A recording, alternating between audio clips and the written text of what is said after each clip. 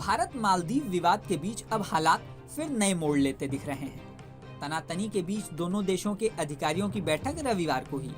यह बैठक मालदीव के विदेश मंत्रालय के मुख्यालय में हुई। इसमें भारतीय उच्चायोग के कोर ग्रुप के अधिकारी शामिल रहे। मीडिया रिपोर्ट्स के अनुसार बैठक के बाद प्रेसिडेंट मुइज्जू के मंत्री इब्राहिम खलील ने बताया कि बैठक में मालदीव में मौजूद भारतीय सैनिकों को लेकर चर्चा हुई। तमाम सैन्य समझौतों के तहत भारत सरकार वहां से मिलिट्री को हटाने की प्रक्रिया तेज करने पर राजी हो गई है। साथ ही इब्राहिम खलील ने यह भी बताया कि दिसंबर में दुबई में हुए COP28 सम्मेलन में राष्ट्रपति मुइज्जू और भारतीय प्रधानमंत्री नरेंद्र मोदी के बीच मुलाकात हुई थी। उसी दौरान मालदीव और भारत ने इस कोर समूह को गठित करने पर सहमति जताई थी। मालदीव में भारतीय सैन्य टुकड़ी लंबे समय से मौजूद है। दावा किया जाता है कि करीब 88 भारतीय सैनिक मालदीव में हैं। इनमें से मालदीव में भारत की ओर से दिए गए पहले हेलीकॉप्टर के मैनेजमेंट के लिए 24 भारतीय सैन्य कर्मी, डोर्नियर विमान के मैनेजमेंट के लिए 25 सैन्य कर्मी, भारत की ओर से दिए दूसरे हेलीकॉप्टर का प्रबंधन करने के लिए 26 भारतीय और रखरखाव समेत इंजीनियरिंग के लिए 2 अन्य भारतीय कर्मी मौजूद हैं।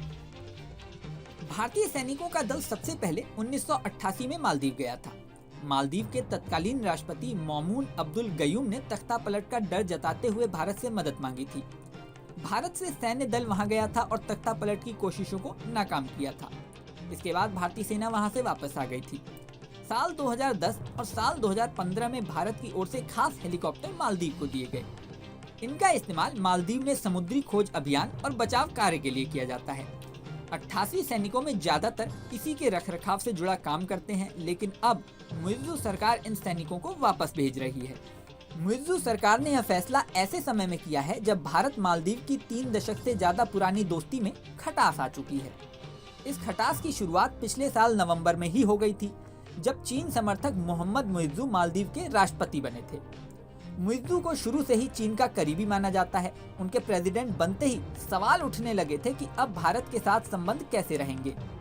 दोनों देशों के संबंधों में तब बड़ा मोड़ आया जब हाल ही में पीएम मोदी ने लक्षद्वीप की यात्रा की तस्वीरें सोशल मीडिया पर शेयर की।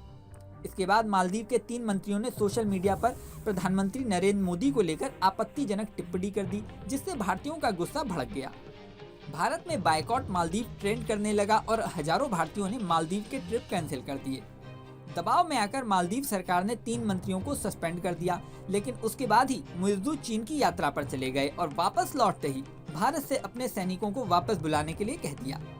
इससे लगा कि दोनों देशों के बीच आई खटास कम होना मुश्किल है, लेकिन रविवार को दोनों देशों के अधिकारियों की माले में बैठक से संबंधों में सुधार के संकेत दिख रहे हैं। इस वीडियो में फिलहाल इतना ही। जल्दी नया वीडियो लेकर आपके सामने फिर आएंगे। बने रहें न्यूज़ नेशन पर।